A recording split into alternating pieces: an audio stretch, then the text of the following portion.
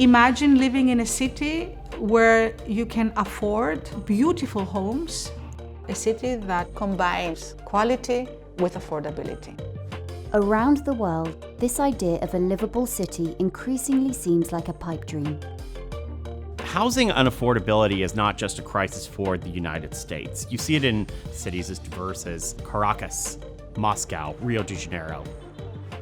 The UN estimates that despite the pandemic, over 60% of the world's population will live in cities by 2030. Urbanization is going to keep growing at a tremendous rate, and so we're really going to need to look at how do we build in a manner that's livable, it's affordable. There is somewhere, though, that seems to be keeping the housing crisis at bay. The Austrian capital, Vienna, is one of the most affordable major cities in the world. It also tops the charts for quality of life. And how they got there may offer up some tips for cities globally.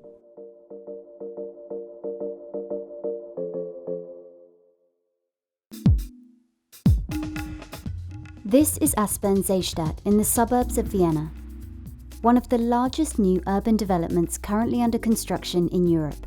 Zesta is being built on a former airfield and has a man-made swimming lake at its centre. 60 to 70% of the apartments built here will be allocated to affordable housing, some of which are designed by their occupants.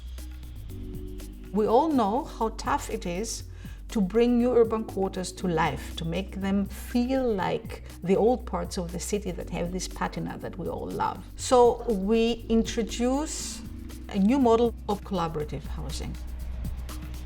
Self-developed multifamily housing originated in Berlin and Freiburg, sort of emanating from the squatters movement. These are groups of people, and oftentimes families, or people who are organized around a certain ideology like the environment, or living in solidarity. They will work to design and build their own multifamily housing. Collaborative housing is one of the innovative ways subsidized apartments are being built in Vienna. Now, apart from being something really special of having the opportunity to design your own apartment within a subsidized housing project, what is very important about these projects is that they think about so many things. They will introduce regularly co-working spaces, rooms for seminars, or a big kitchen that can be used by everybody. But the most important part is that these people that have worked together on designing their own apartments and their own building form a community, a lively community.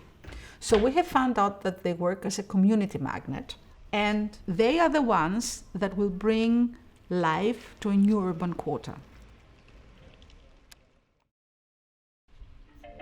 When it comes to affordability, Zesta is not an exception.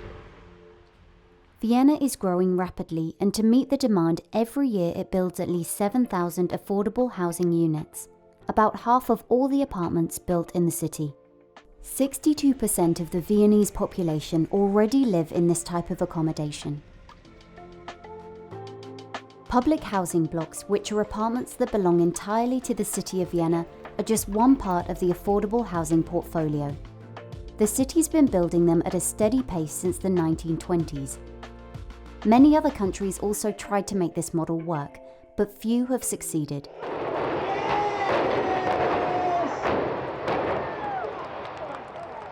Public housing summons this vision of cold, monstrous towers.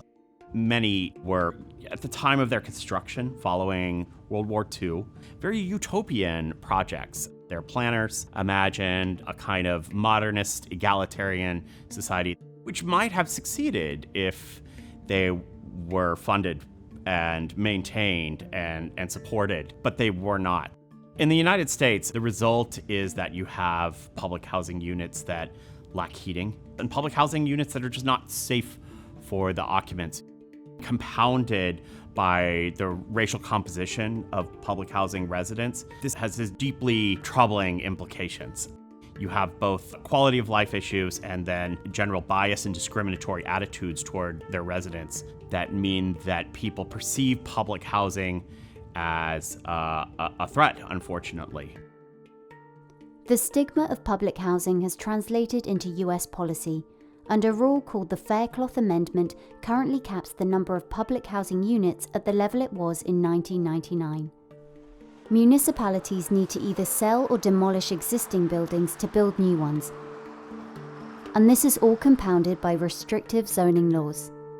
When you have neighborhoods or parts of entire cities that are zoned for single-family homes, those neighborhoods are effectively segregated. By controlling the nature of construction through zoning codes, you limit how much housing can be made anywhere. That has had the result of not a single U.S. county having enough affordable housing for its current population right now. In the 90s, Vienna also took a radical decision about its public housing, but the city went in the opposite direction. Public housing was always well maintained and high quality, but to maximize its investment, Vienna decided to instead focus on a model offering subsidies to private, non-profit companies to build what they called social housing. The entire model of subsidized housing in Vienna is very robust, and it is very profitable for the corporations that engage in it. It works on the basis of a threefold subsidy. Affordable housing stands and falls with land prices. So the city of Vienna has a very active land policy, buying land or mobilizing historical land reserves, and then either selling it or leasing it to non-for-profit corporations at a very, very low affordable price. The companies get subsidized loans for construction, and if the apartments are still too expensive, there are subsidies for renters. What is special about Vienna is that social housing is a middle-class subsidy. It is not thought to be only for people that have a weak socio-economic background. It is thought to be actually for almost everybody. And as your income increases, as you get older, you aren't pushed out of your social housing. And what this does is it keeps people in these communities. So it's a very different way of looking at keeping communities intact. In the 90s, the construction process also changed. Each company that wants to build social housing needs to submit their design in a developer competition. One of the most important mechanisms of ensuring sustainability and quality are competitions. The designs are judged based on the architectural quality of the development, the economic function of the building, so that's how affordably they can build it, the environmental performance of the building, as well as the social mix. And so this is just ensuring there's a diversity of unit types, so it's not just singles or couples. You get families, you have elderly residents. The competitive aspect of the developer competitions definitely pushes people to be more innovative on a number of fronts. They're really well designed, high quality buildings, low energy buildings, just wondrous amenities, saunas, kindergartens, clinics, libraries, community spaces. We almost always have balconies, and in many cases there are even swimming pools on the rooftops. Developer competitions are also one of the main factors driving down the costs of construction. The construction costs in Vienna are about half of what they are in Seattle, and so you're getting these incredible high-quality buildings for really a fraction of what we would pay here in the US for what I would say are buildings that are not as well done.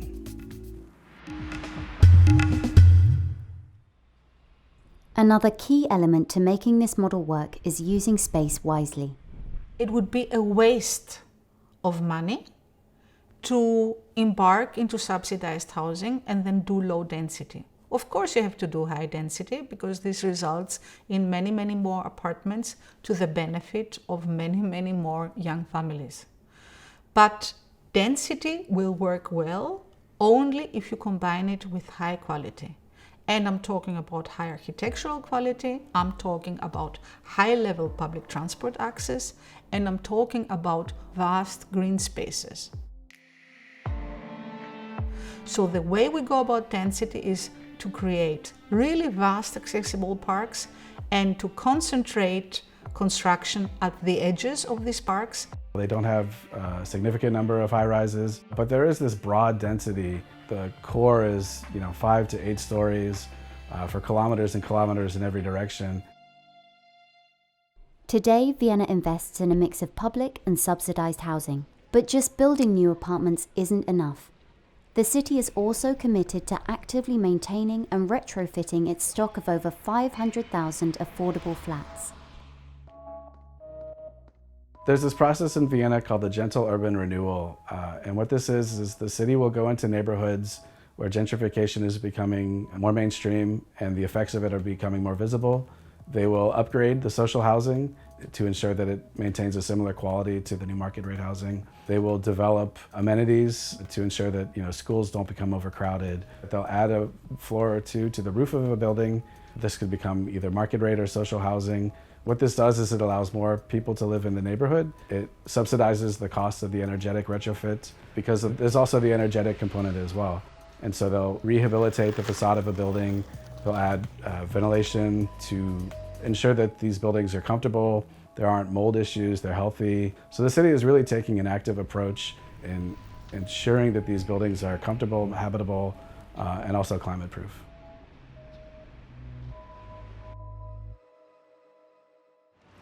In the wake of the pandemic, the affordability crisis in cities worldwide has become even more visible.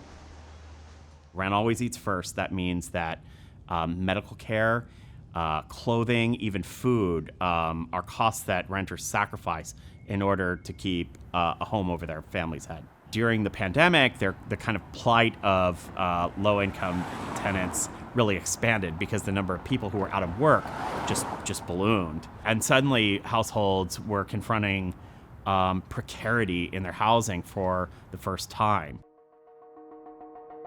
Vienna's model isn't a solution that can easily be copy and pasted, but other cities are paying attention. It will take more than just changes in policy, though. Attitudes about how and where we live will need to shift too. In the US, there's a lot of desire to live in a detached house, own a single car. For families like mine, where we don't own a car, we have 2 children, we get around by bike, it's density and ample social housing that really allows for that kind of lifestyle. There is this generational flip where families like ours, and especially those that are younger than us, have no shot at affordable housing or market rate housing in a lot of cities. And I think that we're going to see places really start to look at adding a density, and hopefully in a smart way that doesn't bring more cars, more congestion, so it's more sustainable in the future. Vienna is doing things that everyone should be aiming for.